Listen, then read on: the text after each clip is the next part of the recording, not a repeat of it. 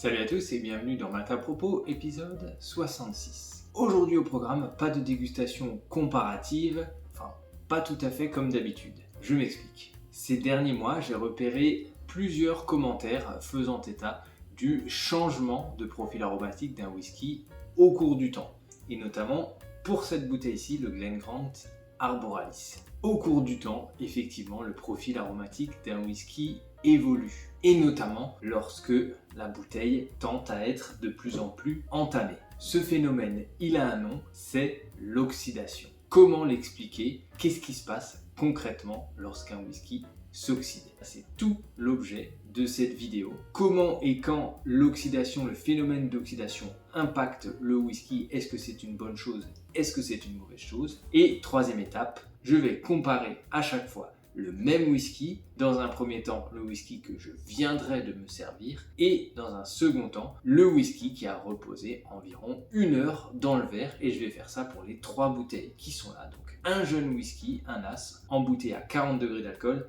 un vieux whisky, 27 ans d'âge, et un whisky tourbé. On va voir pourquoi dans un instant. Dans le cas du whisky, l'oxydation, c'est une réaction chimique entre les molécules d'alcool contenues dans le whisky et les molécules d'oxygène contenues dans l'air. Très réactives, elles vont venir par leur interaction avec les molécules d'éthanol contenues dans le whisky modifier la structure chimique des composants qui donnent le profil aromatique au whisky. L'oxydation des alcools primaires, ça fait partie encore actuellement du programme du bac pour la physique-chimie. Si j'ai bien compris, les molécules d'oxygène de l'air vont venir shipper des atomes d'hydrogène de la molécule d'éthanol et donc transformer cette molécule d'éthanol en aldéhyde. Et les aldéhydes en fait sont des molécules qui sont responsables des arômes fruités, plutôt des fruits jaunes, légers. Ces molécules d'aldéhyde, si elles sont trop nombreuses, elles vont apporter des notes chimiques au whisky, des notes qui ne sont pas forcément très agréables,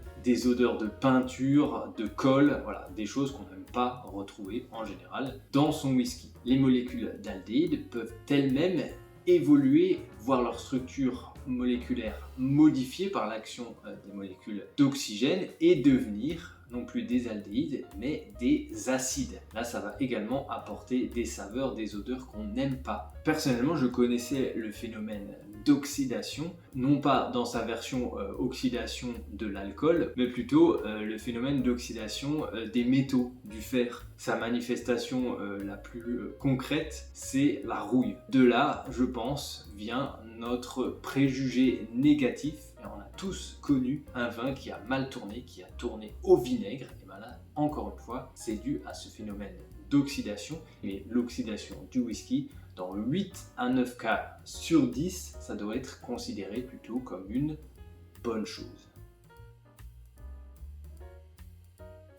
Comment et quand cela impacte le whisky et pourquoi, du coup, ce n'est pas une si mauvaise chose que ça? L'oxydation, c'est partie intégrante du cycle de vie du whisky et c'est même très important pour son évolution. Elle se déroule déjà à l'intérieur du fût. Le bois est une matière vivante, une matière poreuse qui va respirer. Là, c'est un phénomène chimique très complexe. Le bois respire et va notamment modifier la structure moléculaire du whisky en créant ce qu'on appelle des cétones. Les cétones qui sont eux responsables des arômes de caramel, de noisette. D'un côté, on a des aldéhydes responsables des arômes fruités, on a des cétones responsables des arômes caramel, noisette, on a également la lignine responsable là des arômes de vanille qui va être très présente dans les interactions entre un fût de chêne neuf et le liquide ou un fût par exemple de bourbon de premier remplissage et le liquide, et on aura des phénols responsables des arômes de tourbe mais vraiment des arômes de fumée, de cendre, de barbecue qui vont se transformer petit à petit en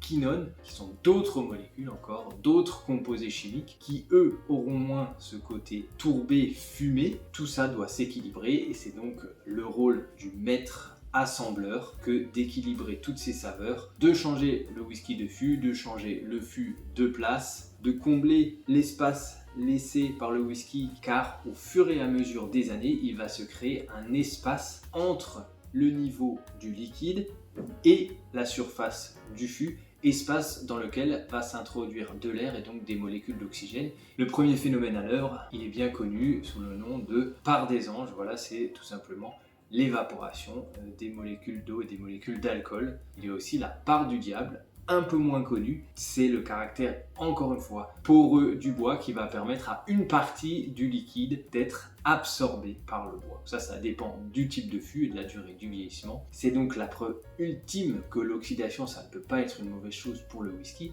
puisque le whisky, en fait, pendant son vieillissement, il va faire que ça, s'oxyder. C'est d'ailleurs pour ça qu'on va retrouver un profil aromatique plus complexe sur de vieux whisky que sur de jeunes whisky. C'est l'oxydation qui va apporter toute cette variation dans les profils aromatiques du whisky, toute cette richesse.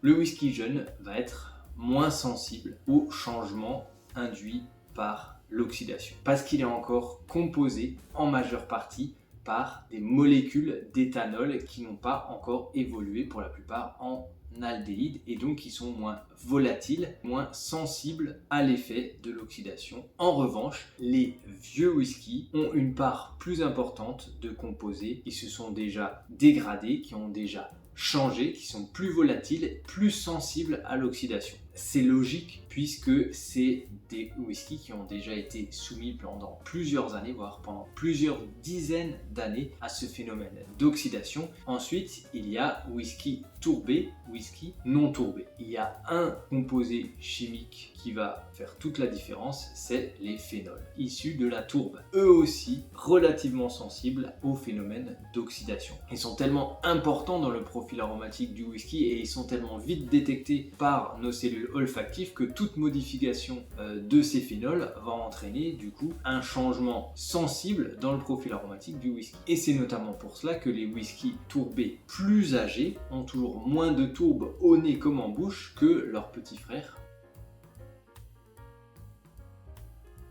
On va passer à la troisième partie de la vidéo, c'est-à-dire la dégustation. Donc j'ai devant moi 3 whiskies très différents, 3 verres que je me suis servi il y a environ 1 heure, donc qui ont largement eu le temps de reposer, même plus qu'il n'en faut pour certains. Et je vais me servir le même whisky et le déguster tout de suite pour voir s'il y a une différence avec son homologue que je me suis servi il y a 1 heure. Donc les 3 whiskies que je vais déguster, donc c'est le Glen Grant Arboralis qui est à l'origine de cette vidéo, parce qu'on m'a dit qu'il était très sensible du coup à l'oxydation dans la bouteille, donc on va vérifier tout ça mais dans le verre. Un as, donc jeune, embouteillé à 40 degrés d'alcool, donc faible teneur en alcool. Ensuite, un whisky, le plus vieux whisky que j'ai dans ma collection qui est ouvert actuellement, c'est un Blended Malt, en fait un teaspoon Balvenie de 27 ans d'âge. Et enfin, un troisième whisky également sensible à l'oxydation, un whisky tourbé. Donc là j'ai pris celui en fait que je connais le mieux dans ma collection, c'est-à-dire le Ardbeg Wibisi. Donc on va commencer tout de suite avec le Glen Grant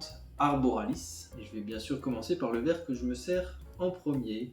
Ouais, c'est vraiment un whisky de base, une vingtaine d'euros en supermarché. Donc pour ça, au nez, on n'a pas grand chose. Une petite touche d'alcool déjà. C'est un profil aromatique assez restreint sur le fruit d'été, le fruit jaune. C'est assez sucré. Plutôt des fruits comme de la banane, des pêches, des poires. Et à part ça, pas grand chose. Voyons maintenant le même whisky dans le verre depuis assez longtemps. Alors la seule différence notable que j'ai, c'est la touche d'alcool qui n'existe absolument plus. Il n'y a plus ce petit titillement peut-être un peu métallique, mais toujours ce même côté fruité. Voilà, ce serait le même whisky mais un petit peu assagi, aplani. Alors une bouche dans la continuité du nez, avec ce côté fruité caractéristique d'un Speyside, d'un whisky du Speyside. Léger, fruité, un petit peu acidulé, mais surtout une texture très aqueuse et une longueur en bouche quasi inexistante. Ça s'évanouit très vite sur une touche d'alcool et là même s'il est embouteillé à 40 degrés d'alcool, on a ce côté jeune, on a ce côté métallique avant de s'évanouir complètement. On va voir maintenant le whisky qui a reposé. Alors déjà, ce côté alcoolique a quasiment disparu, on n'a plus ce kick, un léger côté épicé qui vient titiller la langue. Il apporte plus ce côté métallique slash acidulé et surtout cette force en fin de bouche, pas forcément positif en fait. Là, l'oxydation, j'ai presque envie de dire que là, elle dessert un petit peu le profil aromatique. On a moins ce côté acidulé, fruité, vibrant du whisky que je viens de me servir. Côté positif, on a le côté métallique en moins. Côté négatif, on a le côté acidulé en moins, le fruité qui est remplacé par ce côté un petit peu boisé. On va maintenant voir le whisky âgé. Tout de suite un nez complètement différent par rapport au Glen Grant. 27 ans d'âge, 47,1 degrés d'alcool, c'est la force du fût. Un whisky jeune, à la force du fût, on est autour des 60 degrés d'alcool. Là, avec un finish en fût de vieux brandy, on a tout de suite quelque chose de beaucoup plus sombre, de beaucoup plus noir, des fruits noirs, de la sucrosité quand même, quelque chose de plus profond mais qui n'est pas très complexe. C'est le gros reproche que je fais à ce whisky depuis que je l'ai, c'est que ça manque de complexité, ça manque de variation, d'ampleur dans le profil aromatique. On est sur un nez bien équilibré, profond quand même, mais assez classique sur des whiskies vieillis en fût de sherry par exemple. Là, je note quand même une différence. La sucrosité a disparu quasiment. On est plus sur quelque chose avec des notes de tabac, de cuir. Encore une fois, c'est pas le jour et la nuit, on est quand même sur quelque chose de similaire. On va voir en bouche maintenant. Une attaque sur le côté fruits noirs, légère sucrosité. Ensuite se déploie le côté plus mature de tabac, de cuir, pas forcément hyper complexe, mais qui quand même s'allonge en bouche. On n'a pas une superbe texture, mais on a une belle longueur en bouche, avec un départ plus sucré sur le fruit, les fruits noirs, et une fin de bouche sur des arômes de tabac. Voyons maintenant celui qui a reposé. Un léger basculement du profil aromatique, plus monolithique mais plus profond. Le côté sucré a quasiment totalement disparu, le côté fruité également. Là on est vraiment à fond sur ces notes de tabac, de cuir. C'est plus ample, ça emplit la bouche. Par contre, on a une dimension qui s'est un peu perdue. On reste sur cette amertume, sur ces notes profondes de tabac, de cuir. Ouais, c'est un whisky qui irait très très bien avec un cigare. Ça sent un petit peu le vieux meuble, la cire. Donc là, on sent une différence sur le profil aromatique qui a gagné certaines saveurs. Certaines saveurs sont plus puissantes et d'autres, dont la sucrosité et le fruité, qui ont quasiment disparu. J'ai l'impression sur ce profil aromatique là qu'il y a un léger bascule, toujours léger. On passe maintenant au Ardbeg Wibisty, en commençant par le whisky que je viens de me servir. Voilà, avec cette tourbe fine, un peu médicinale, et surtout ce côté doux dont on n'a pas forcément l'habitude quand on est un fan d'Ardbeg d'ailleurs, mais ce côté doux et céréalier, voilà, à l'attaque, très très joli nez, avec une tourbe bien équilibrée. Le whisky qui a reposé. La tourbe est beaucoup moins présente dans ce nez-ci que dans celui que je viens de me servir, et là je trouve que ça appauvrit le nez finalement. Cette tourbe qui enrichissait, qui équilibrait, là elle manque. Dans une des dernières vidéos que j'avais tournées en parallèle avec mon père parlait d'un côté cigare. Voilà, mais c'est cette tourbe en fait, qui a un côté à la fois fumé, vraiment, quand je parlais de phénol tout à l'heure, c'est vraiment ce côté-là, ce côté fumé de cigare, ce côté cendre, et un côté légèrement médicinal, légèrement herbacé. Et c'est cette tourbe qui vient faire la richesse du profil parce qu'elle s'équilibre parfaitement avec le côté vanillé, le côté doux miellé et le côté fruité / céréalier. Voilà, il se passe beaucoup de choses je trouve dans ce whisky pour son âge, et ça dès l'instant où on le sert. On va voir maintenant celui qui a reposé. Là aussi je sens peut-être une légère différence. La tourbe est plus présente sur le whisky qui a reposé qu'elle ne l'était au nez. Par contre on a moins ce côté vibrant. La légère touche métallique, elle est là, mais elle est bien fondue dans le reste du profil. Et du coup, moi, je l'aime pour ça. Là, ça s'est assagi. Et du coup, on a le côté doux, fruité, miellé qui ressort plus. Alors, je vais pas dire que ça me plaît moins, mais ça me plaît pas plus non plus. Il aurait tendance, encore une fois, à avoir gagné en profondeur, mais à avoir perdu en complexité. Alors, si on essaie de résumer, sur le premier whisky, c'est peut-être là où j'ai le changement le plus ténu. Je sens quasiment pas de différence, mis à part cette disparition de l'alcool qui fait un peu de bien. Vraiment pas beaucoup de différence pour ce Glen Grant. Là où la différence elle est la plus sensible, c'est pour le Murray McDavid de 27 ans d'âge, ce Balvenie de 27 ans d'âge. On a un profil aromatique qui glisse vers d'autres saveurs. On avait un côté sucré, fruité, qui a quasiment disparu dans le whisky qui a reposé pour laisser la place à des saveurs plus profondes, plus amères, qui rappellent le cuir, qui rappellent les vieux meubles, la cire. Voilà, donc là on sent un glissement vraiment du profil aromatique. Évidemment ça reste très similaire au whisky que je venais de me servir, mais là j'ai l'impression que c'est quand même sensible. Le whisky tourbé, là encore une fois, la différence elle va se faire sur l'intensité de la tourbe et sur l'intensité de la force alcoolique. Mais le profil aromatique reste globalement le même, il n'y a pas de glissement, la différence n'est pas flagrante. C'est des légères variations. Le whisky de toute façon c'est une question de légères variations pour moi.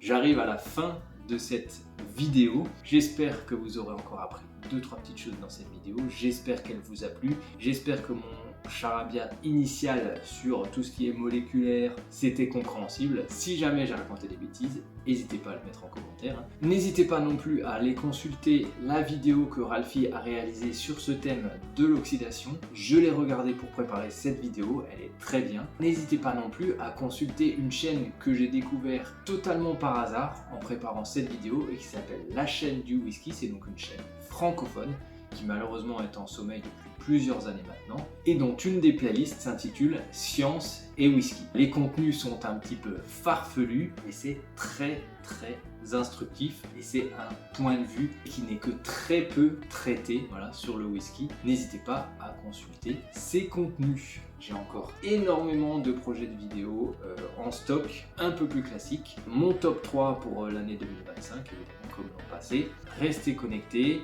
Je vous souhaite de passer de très belles fêtes de fin d'année en famille. C'est le moment idéal pour déguster du whisky selon moi et pour essayer de convertir de nouveaux amateurs. On se retrouve bientôt pour un nouvel épisode de Malte à propos. Et puis en attendant, bien sûr, le plus important, portez-vous bien. Ciao.